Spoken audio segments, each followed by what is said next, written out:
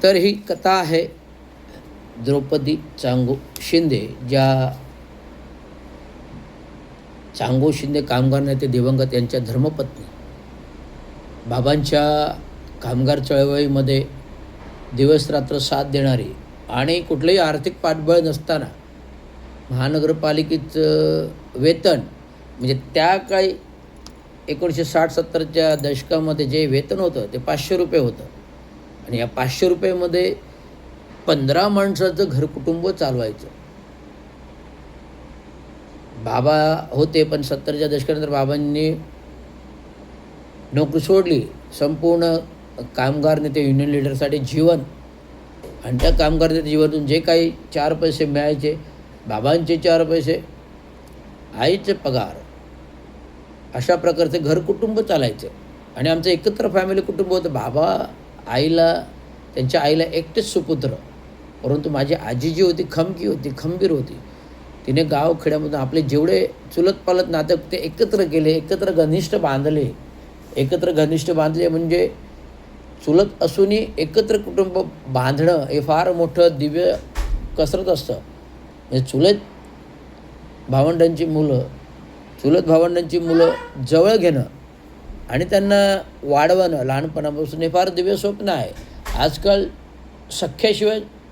आजकाल सख्यांना कोण जवळ घेत नाही, तर ते चुलतांना घेऊन वाढवणं फार मोठं दिव्य स्वप्न आमच्या आजीने केलं. अख्खं कुटुंब 15 माणसाचं बसवलं. आणि वडीलच्या कार्यकालामध्ये 70च्या दशकामध्ये म्हणजे 10 लोकांचं सामूहिक विवाह गावी नात्यामध्ये लावून दिला.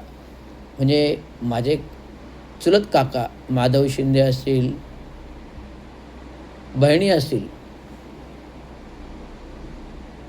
मामा असतील, या सर्वांची एका लाईनीमध्ये लग्न बाबांनी त्या काही लावून दिली.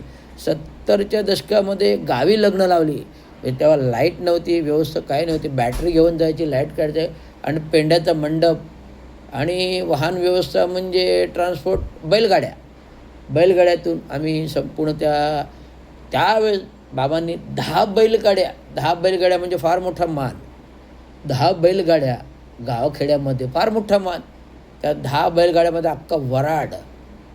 आणि जेव्हा पहाटे निघालो लग्नाला, ह्या गावातून चौककडून सारंगकडून दुसऱ्या गावाकडे जायचं होतं, आपट्याकडे. तिकडे जाताना नदी क्रॉस करून जायचं. म्हणजे जेव्हा अर्धा रस्ता क्रॉस केला, नदी आली, तिथे संपूर्ण गावाकडे थांबलं. पहाटे निघालेले 4 वाजता निघालं, उजाडलं, 6 वाजले. आम्ही उठलो, नदीच्या पाण्यामध्ये गेलो, हातपाय तोंड धुतलं, पाणी प्यायलं आणि पुढच्या प्रवासाला. आणि सकाळी 11 वाजता जे काही 10 ते 11च्या दरम्यान लग्न मुहूर्त वेळ ठरली होती ती झाली. तर अशा प्रकारे मी गावच्या आठवणी का सांगते, फार महत्त्वाच्या आहेत. त्या जमान्यामध्ये एक 500 रुपये कमवणारे पगारात एवढं सगळं घर कुटुंब 15 वर्षात चालवायचं फार कठीण कसरत होती. आणि आज दिव्यामध्ये आपण लाखोने पगार घेतो, ते आपल्याला पुरत नाही. आपण फ्लॅटमध्ये राहतो, त्यामुळे ते पैसे पुरत नाही. आज लोकांना चांगलं जीवन पाहिजे. तर असे माझ्या आई म्हणजे 2005ला सेवानिवृत्त झाली.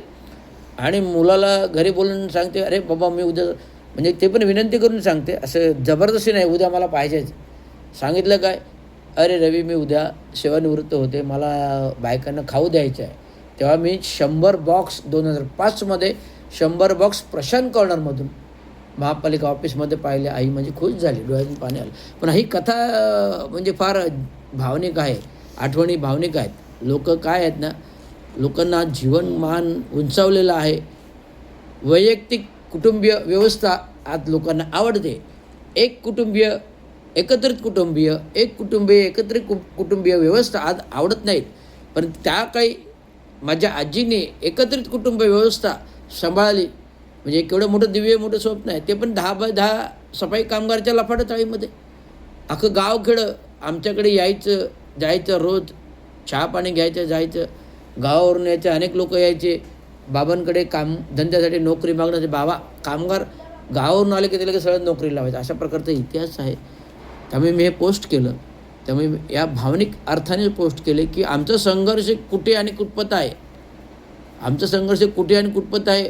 आणि आज लोक खोक्याने राजकारणामध्ये कमावत आहेत, टक्क्याने कमवतात, सेटिंग करतात, खोक्याने कमवतात.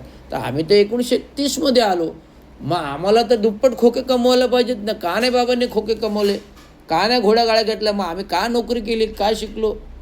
ह्याच्यामध्ये काहीतरी अर्थ आहे, अर्थपूर्ण आहे. म्हणजे आमचं समाजामध्ये जे काही स्थान आहे, नाव आहे दिवंगत काम करण्याचं चांगू शिंद्यांचं, असे प्रभावशाली आहे. ते नावामध्ये दरारा आहे चांगू शिंद्यांचा, कंप आहे चांगू शिंद्यांचा, एक भीती आहे चांगू शिंद्यांची. अशा प्रकारचं प्रभुत्व नेतृत्व बाबांचं होतं आणि तेच मार्गदर्शन त्यांच्या संघटना मी पुढे घेऊन जातो आहे. आणि तोच वचक, तोच दरारा आज रवींद्र शिंदेने निर्माण केला आहे, हे मी तुम्हाला सांगू इच्छितो.